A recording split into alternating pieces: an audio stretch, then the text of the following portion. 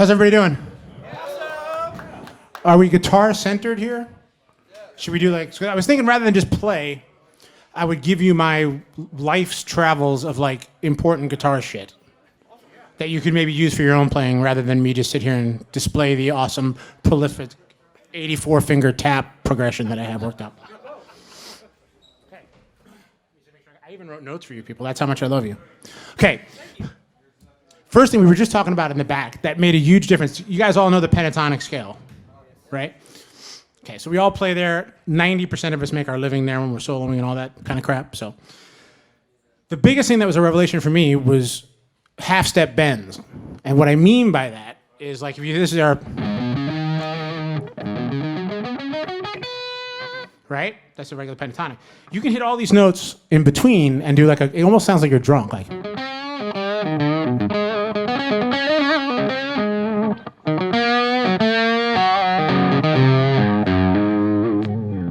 So you can kind of like target any of the notes, which none of them are in the scale, by the way, at least last time I checked.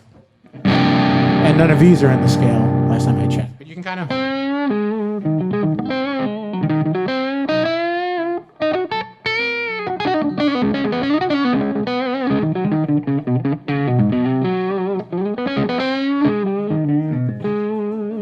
So you can mess with all that kind of stuff in just the pentatonic scale, and that will give yourself a different kind of feel. And that was, for me, was like, oh, that's kind of neat. The other thing you can do with that scale that a lot of people don't do, like you'll go on YouTube and they'll just be flying through it at epic speed, one note after another in order, which is impressive. And it's a great home game for the kids. They love that. But you can also sequence that scale out. And what I mean by that is you can, like, rather than just going, let me try to find a tone here that's not horrible. Okay, so you could do like this. So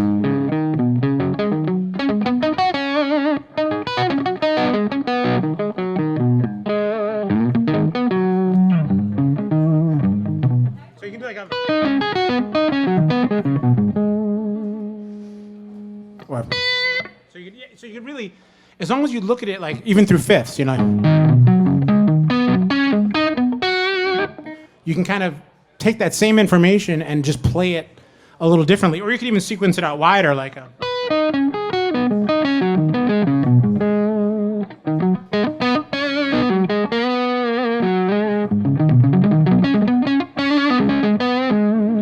You can do a lot of stuff like that, which is kind of cool in a different way of taking that same scale that we all know and play 1,000 different ways. And you can also, here's my crash course on pentatonics.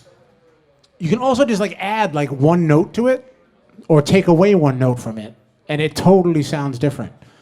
So in this case, like, so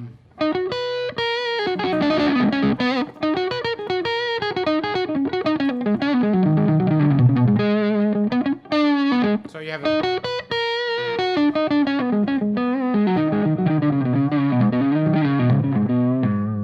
and that's just adding the second or the ninth, depending on how you want to do your math.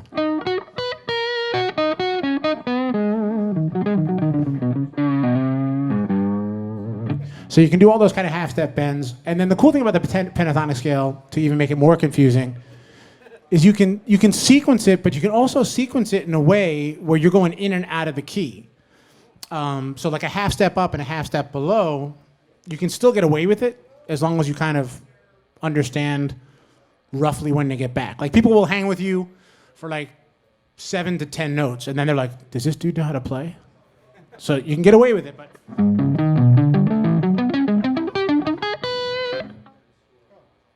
Or you could do that a fret below, you know.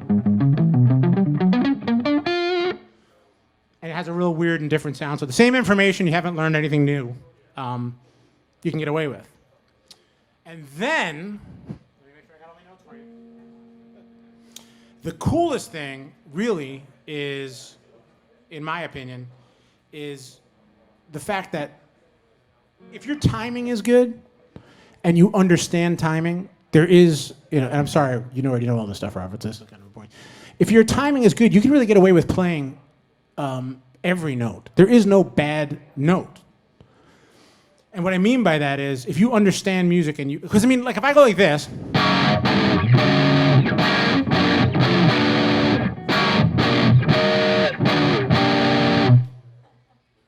you still know what song it was.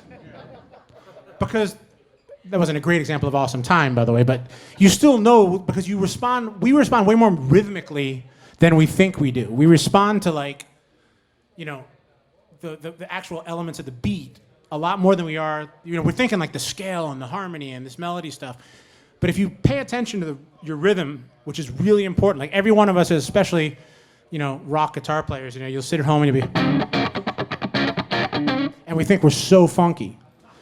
And then you like take a 30-second clip of that and you listen back to it against a click. And you're not as funky as you think you are. No one is. So you can make small adjustments just by recording a 30-second clip of your playing over a click or anything. And I'm not a big guy for like the discipline of a click because music's about the heart and the feel. But the reason why John Bonham's Time we all are in awe of, because he plays behind the beat and it's amazing, but he's abusing where the beat is. There's an internal awareness of where it actually would be a click, and then he's beating the living crap out of that with feel, and he's just pulling back on a established click. So just playing out of time is not the same thing as what John Bonham's doing. If you look at him on Pro Tools, everything's off the click, but in a really, really musical way, and the only way to do that is to actually understand where one is, or else you're just playing like shit.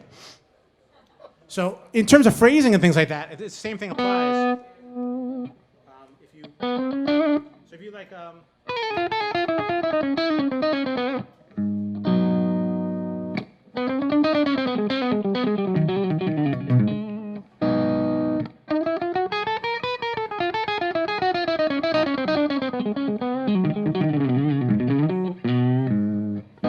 now I just played a bunch of notes that are not supposed to be in that scale technically. But if you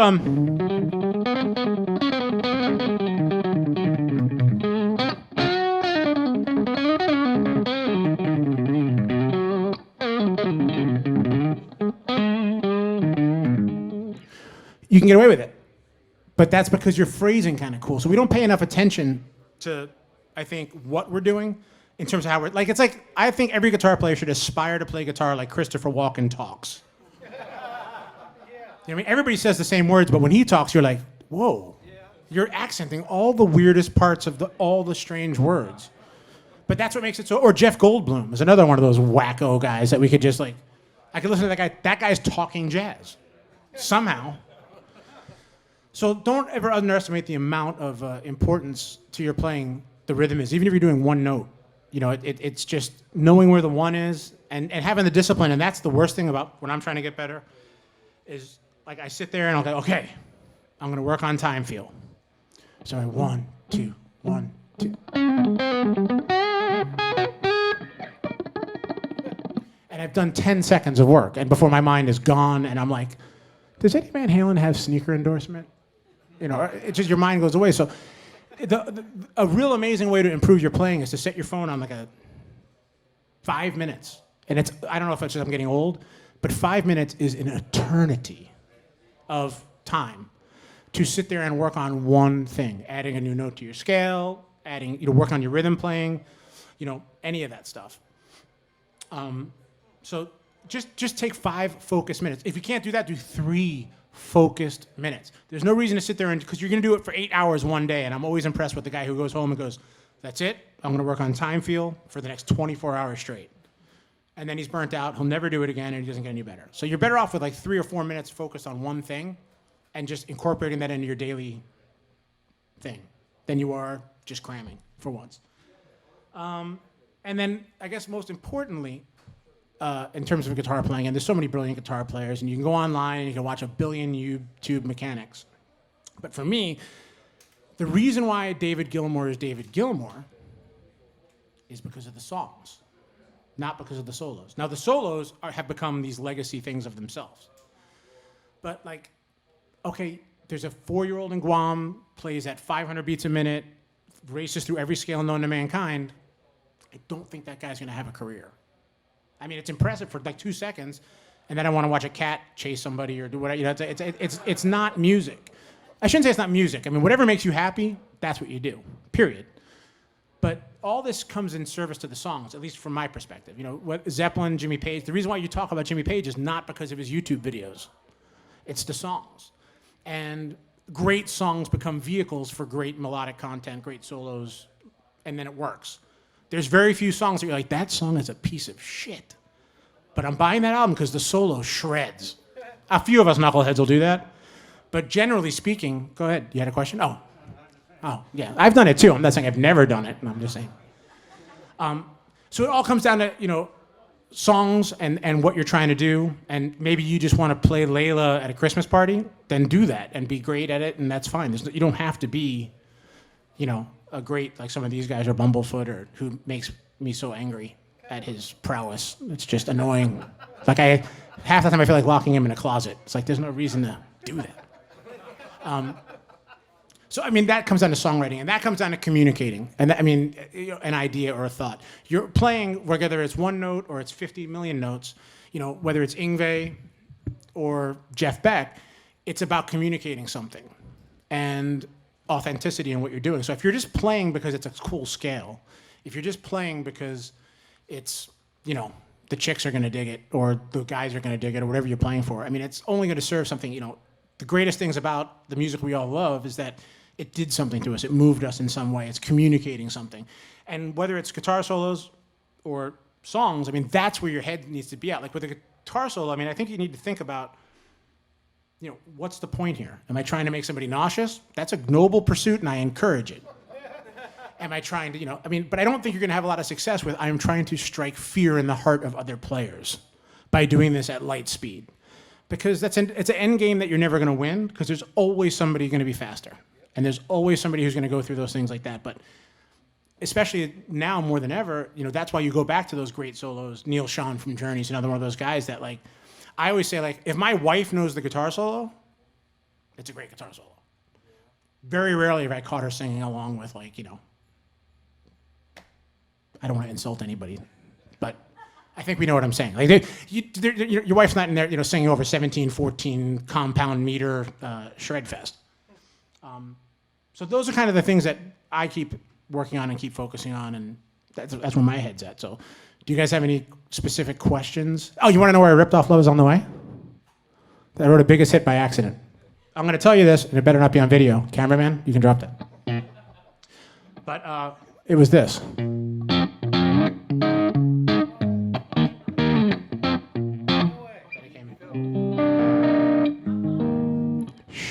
I got a nice house from that song, and I don't need any of you people ruining it. But that's also the same thing as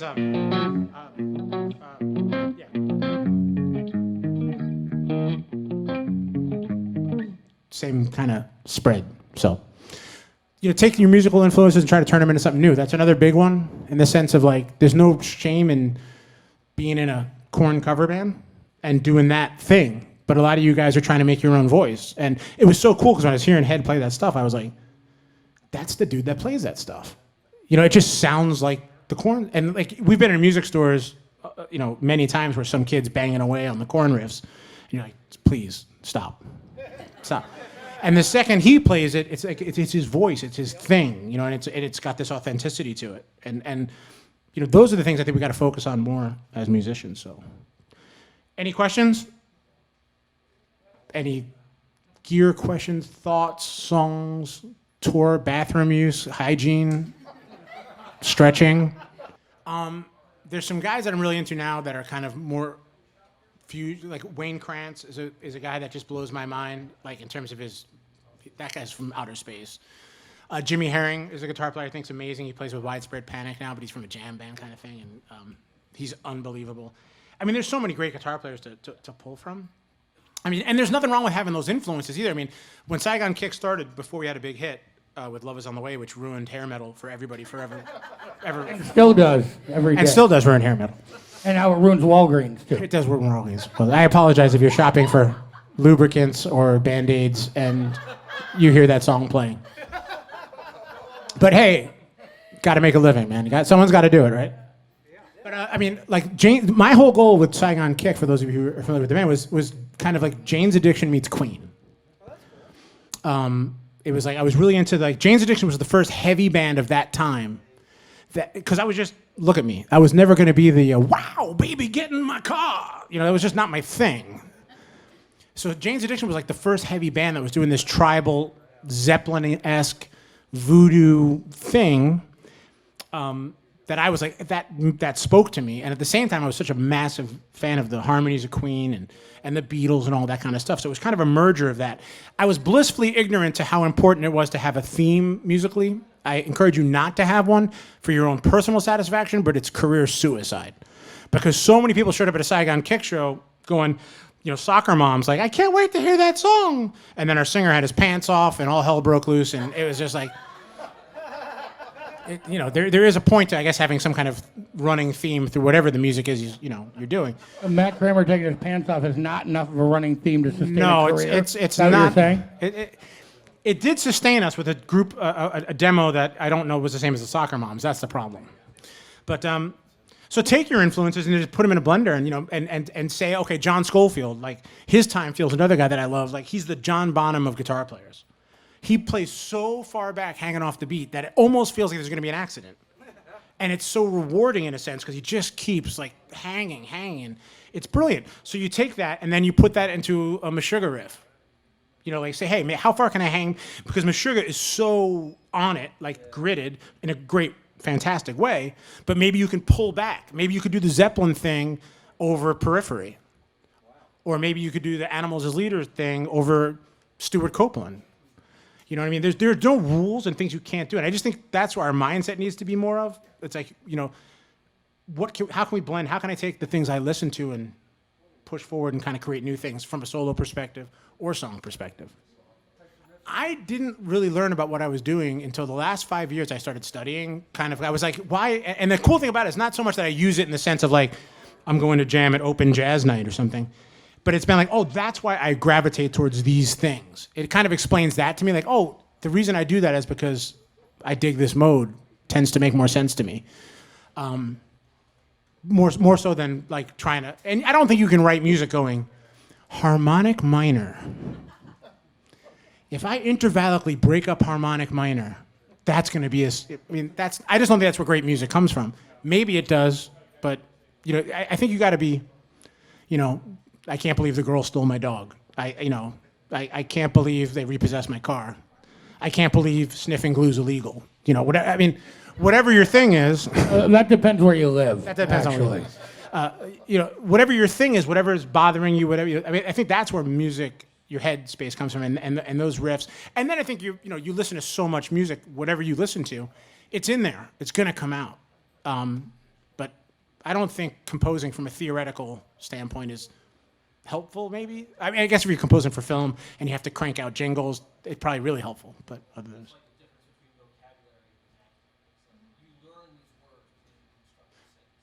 Right. That's the thing I was saying. Like you can, you're going to be more concerned with the story than how many big words I use. If the story's interesting to you, you're going like, that's awesome. If I sit here and tell you the same story, but go, therefore, whereth my pizza did arriveth, you're going to like, what the hell are you talking? It doesn't make sense. So, speaking of modes, though, that's a kind of cool thing to go back to the theory, exactly what I said, don't do. Here's why I make no sense again. If you take those modes of like the major scale, do you guys know the modes of the major scale kind of thing? I don't want to get too heavy on theory, but I'll tell you something that was really kind of a cool thing to me. So you understand like A minor comes from like G major, the kind of way it works, right? And all the chords and the way you break it up. Well, one thing that was brought to my attention that really changed my perspective on doing kind of cooler things is you can target the modal arpeggios. Following me so far? Let's say we're in A minor.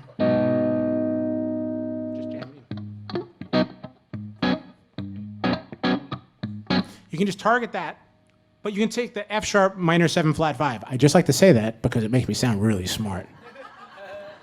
It's not that big a deal, but you could take that so you have this here. And you can